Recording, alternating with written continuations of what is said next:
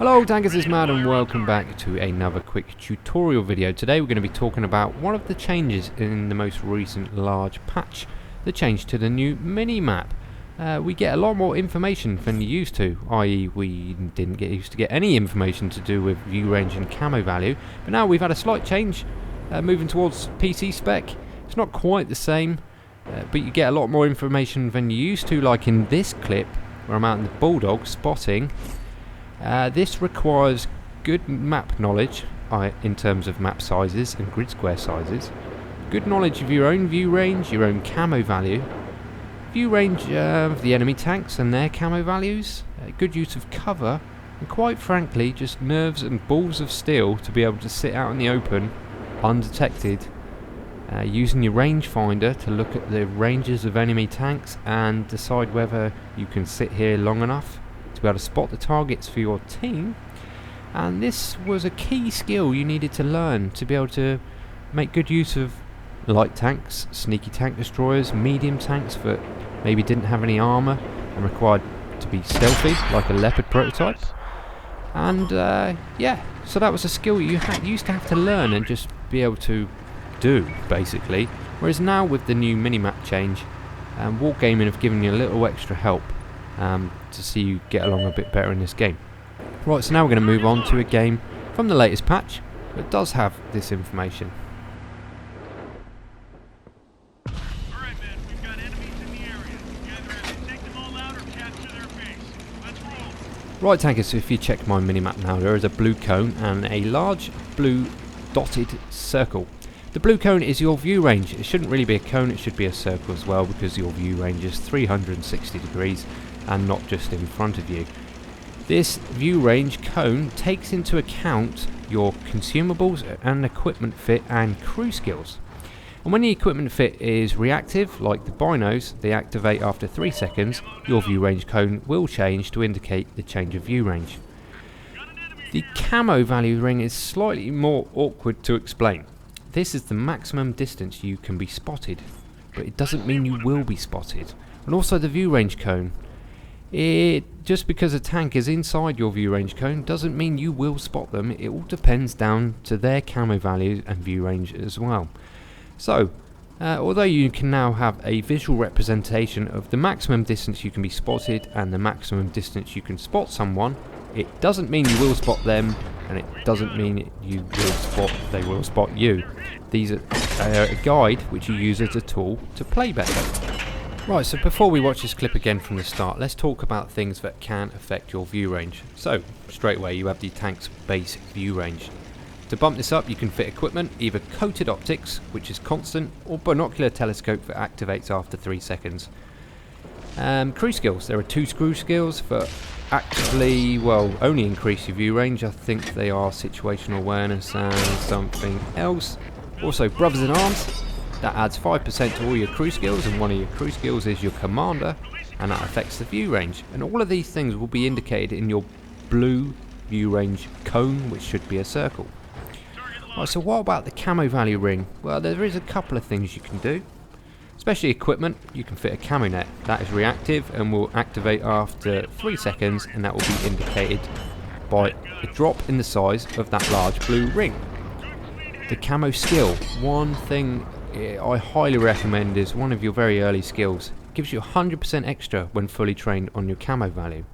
So if a tank had 50 meters camo value, with the camo skill you have 100 meters camo value. The silent driving skill and the muffled shot skill will affect the size of that blue ring on your minimap, although the effect will be quite slight. However, green thumb will not, because that takes into account the use of cover, and the use of cover does not affect the size of that ring.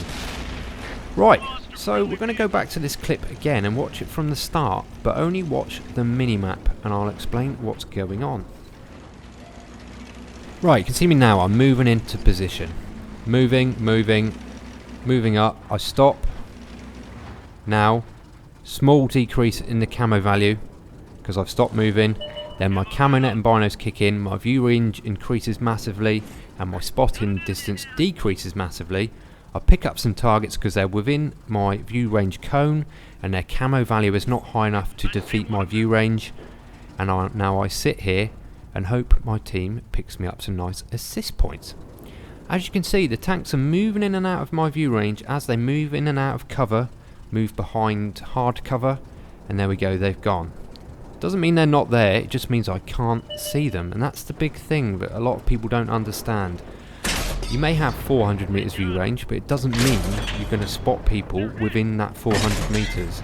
It all depends on other factors. Another tank's camo value will not be known to you. You will know their base camo value, but you won't know what crew skills that person has on their crew. It's just not possible to know unless you're a special hacker. Anyway, so you saw the effect of me stopping my tank. The camo value ring decreased. That does not happen in a light tank. As you can see now, I'm firing. It gets a slight pulse in that detection range when you fire.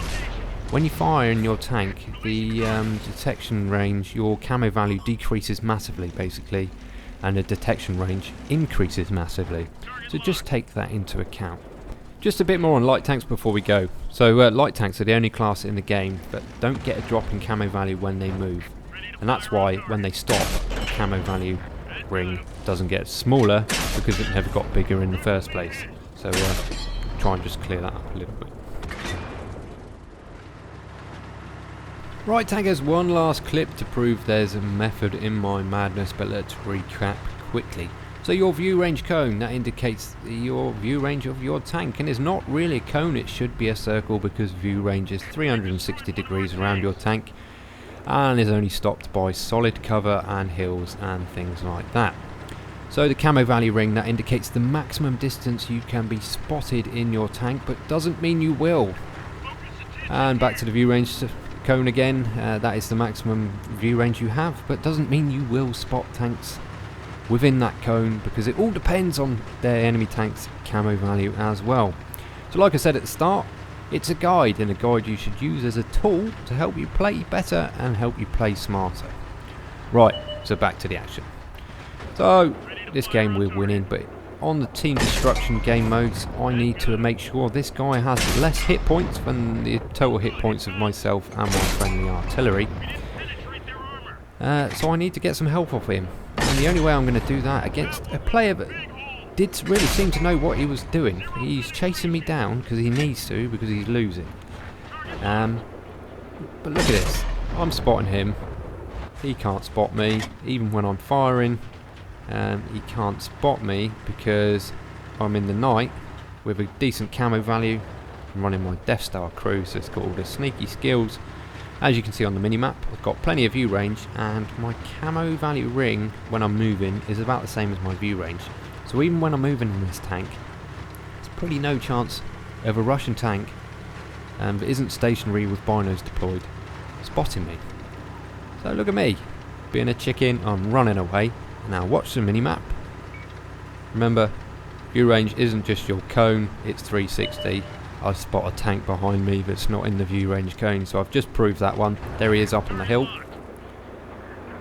Right, friendly arty helps out. If you check the minimap, when I fire I get a slight burp in my camo value ring, but it really makes no difference against a Russian tank when you're in the night with plenty of view range. Here he comes, still can't see me. He's moving, so his camo value's really bad. I track him. Try and keep him tracked. I move forward because I think he's going to blind fire. There it is. That would have ended my game just about. Yeah, most definitely if he's got the big gun.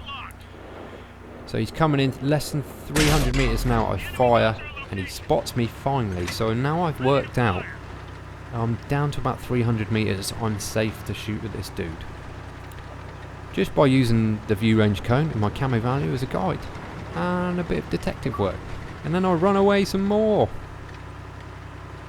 Now I really need help of my friendly arty some more. See, he's got plenty of health. There we go, I spot the enemy IS behind me again. He doesn't spot me. Here we go, there's the theory proved.